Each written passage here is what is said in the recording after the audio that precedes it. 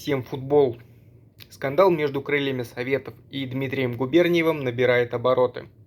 Крылья известили общественность, что готовы подать в суд на комментатора за то, что тот оскорбил игрока команды Амара Рахмановича, назвав того свиньей.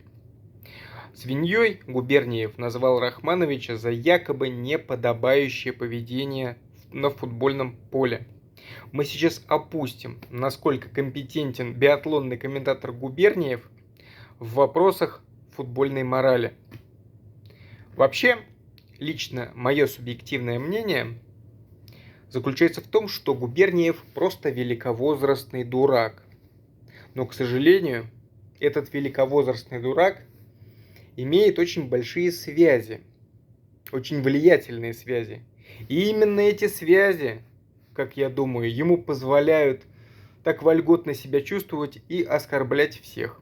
Физкульт пока.